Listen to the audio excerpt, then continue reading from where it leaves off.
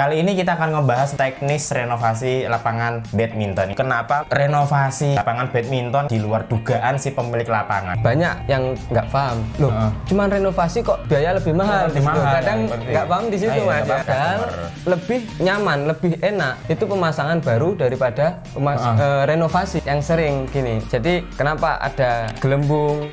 Kenapa ada di posisi sambungan renggang? Posisi gelembung itu ada dua faktor.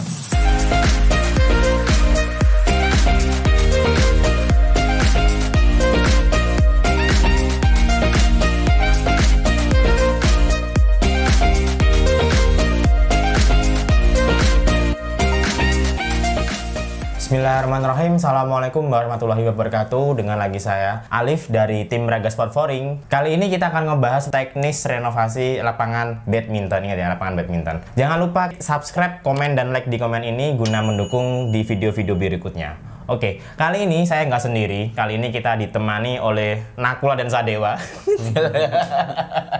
Rambutnya sama-sama gondrong nih. Jadi ini dua teman-teman ini salah satu operator di tim Raga Sport Flooring yang sering keluar kota bahkan keluar pulau. Jam terbangnya sangat tinggi banget ya kan.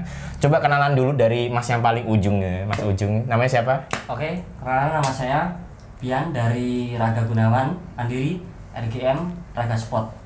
Oke. Ya, perkenalkan nama saya Santai Mas. Nur Muhammad Abu Ibrahim, bisa dipanggil Ibrahim, dari PT Raga Gunawan Mandiri. Khususnya di Raga Sport Flooring ya. Iya. Oke, kalau Mas Bian ini yang paling jauh pengerjaan itu lokasinya di mana, Mas? Kalau saya sih alhamdulillah deket-deketan aja, Mas.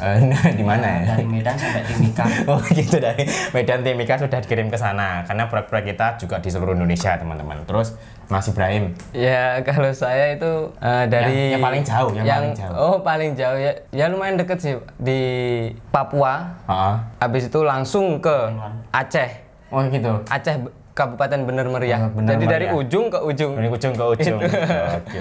Emang Raga Sport Flooring ini jam terbangnya tinggi banget, teman-teman. Jadi itu kita untuk memaksimalkan guna memberikan pelayanan terbaik khususnya pada pelanggan-pelanggan kita. Mas, sekarang kita lagi ngomongin soal terkait badminton khususnya di renovasi. Banyak customer-customer kita yang masuk, khususnya nih aku sebagai customer service, itu tuh berapa sih? Bukan biaya ya, sebenarnya ada pengaruh di biayanya juga. Kenapa kok renovasi lapangan badminton kok bisa mahal di luar dugaan si pemilik lapangan? Padahal orang-orang tuh ngelihatnya loh, walah mek ini kok yo larang yo, walah kok kebanyakan tuh kayaknya menyepelekan itu loh. Padahal kan badminton ini kan ya bisa dibilang olahraga cukup populer juga di Indonesia ya khususnya itu. Kalau menurut pandangannya sampean kok kenapa mahal itu, teknisnya seperti apa? Coba Mas Bian dulu. Ini kayak gimana, Mas? Coba kita jelaskan dulu ya. Untuk renovasi kenapa biayanya lebih banyak?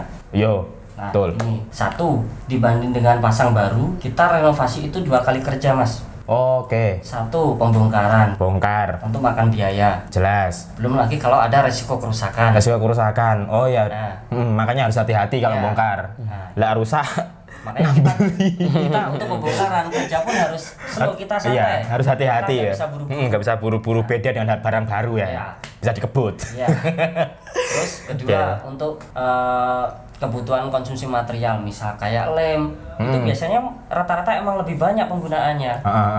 Contoh, kita kalau ketemu karpet baru, oke, gelar langsung dia, kalau lantai rata, oke, langsung bisa. Nah, kalau renovasi, ketika kita ketemu sama vinil yang udah mulai bergelombang, otomatis kita harus lem full. Otomatis konsumsi lem lebih banyak. Oh gitu, seperti itu. Terus kita pasang ulang lagi. Betul, setting ulang baru. Jelas. Pemasangan ya harus lebih hati-hati pastinya, Mas ya. Iya. Terus apalagi kalau kita ketemu udah yang karpetnya udah melar, garisnya tentu kan udah nggak sinkron. Itu udah banyak banget seperti itu ya, kayak saya pernah ngerjain itu. Nah, yang paling parah itu sampean pernah tahu itu yang paling parah kayak apa, Mas? Yang paling parah tuh, aduh, nanti nyebut merek lagi. Gak usah, Mas. Jadi nyebut salah satu aja. Ya, salah satu instansi itu tuh pernah kita renovasi, bongkar pasang, karpetnya udah banyak sobekan, banyak gelembung. Akhirnya harus kita bongkar ulang, kita potong, kita rapikan, kita potong dengan metode potong-tumpang biar supaya presisi lagi. Nah, ketika udah melalui proses potong tumpang, itu otomatis kan volume lapangan berkurang, menyusut, betul. Nah, otomatis kita harus hapus ulang semua garis lain yang ada. Oke. Kita bersihkan. Di situ kita makan banyak biaya lagi. Untuk penghapusan remover, thinnernya tambah lagi. Ya. Jadi nggak sembarangan loh teman-teman. Karena kita pasang baru, thinner cukup 1 botol. Iya, tinggal gelar, pasang, dedep selesai. Ini kan memang beda, perlu perlakuan khusus teman-teman. Dan timnya harus memang benar-benar profesional. Nah, dari badminton itu kebanyakan faktor yang bikin dia robek, yang bikin dia buka welding ya istilahnya, buka welding sama gelembung, itu penyebabnya apa Mas Ibrahim? Ya dari beberapa pengalaman sih ya, itu. Ini pengalaman true story ya teman-teman. Kita bukan ngada-ngada, kita memang ada data seperti itu. Yang sering gini. Jadi kenapa ada gelembung? Kenapa ada di posisi sambungan renggang? Nah, posisi gelembung itu ada 2 faktor. Satu kemungkinan dari lantai, sebab lantai itu masih basah. Kadang customer minta langsung mau dibuat turnamen gitu kan. Ngejar deadline lagi. Nah, di situ akhirnya terus minta langsung cepat dipasang. Nah, di situ terus untuk pemasangan yang terutama itu lantai itu tadi. Nah, yang kedua, kenapa gelembung? Sebab kadang lantai itu nggak rata. Iya, betul. Kadang lantai nggak rata. Lantai juga nggak rata gitu ya. Itu dari karpet baru.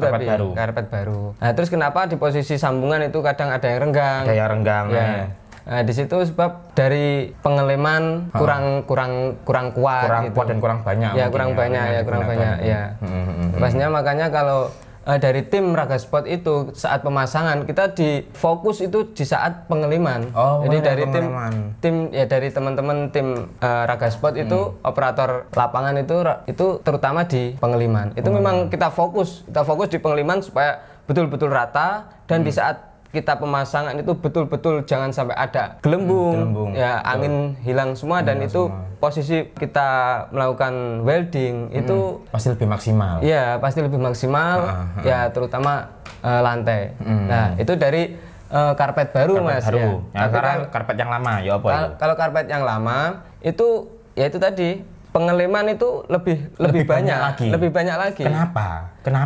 Sebab di situ kan lem yang lama itu kelihatannya lengket, sebenarnya itu nggak lengket. Di situ harus dilakukan pengeliman full. Pengeliman full. Ya.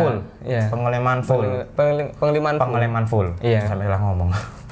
Ya, jadi di situ itu kadang itu kita nggak banyak yang nggak paham. Loh, cuman renovasi kok biaya lebih mahal di situ. Kadang nggak paham di situ Mas. Paham di situ kebanyakan teman-teman dari padahal customer. Lebih nyaman, lebih enak itu pemasangan baru daripada renovasi. Renovasi sebenarnya lebih mudah teman-teman. Jadi teknisnya untuk pembelian baru sama renovasi ya sebenarnya ya paling enak ya beli baru. Cuman ya sayang juga kan ya satu vinil badminton kan investasinya kan juga nggak murah juga kan gitu. Jadi tetap di maintain sebaik mungkin. Nah nanti kalau ada rusak-rusak, nah itu nanti tim Raga Sport bisa memaksimalkan supaya lapangan seperti baru. Karena prosesnya sangat panjang dan bisa dibilang sangat rumit. Karena acuan kita ini pada garis putihnya. Kalau garis putihnya nggak sesuai, apalagi kita ada potong tumpang itu Mas ya, otomatis lapangan akan lebih mengecil dan menyusut. Di situ kan harus ada dihapus garis lain dan harus setting ukuran standar. Standarnya berapa Mas? Untuk ukuran standar lebar itu 6,10 dan panjangnya itu 13,40. Nah, ya tahu. Ya, itu berarti kan teman-teman dari Raga Sport itu memang sudah paham sekali terkait ukuran internasional bahkan nasional untuk olahraga. Tidak hanya badminton aja ya, futsal, basket kita juga ada karena menyesuaikan dengan skala ukuran lapangannya juga Mas ya.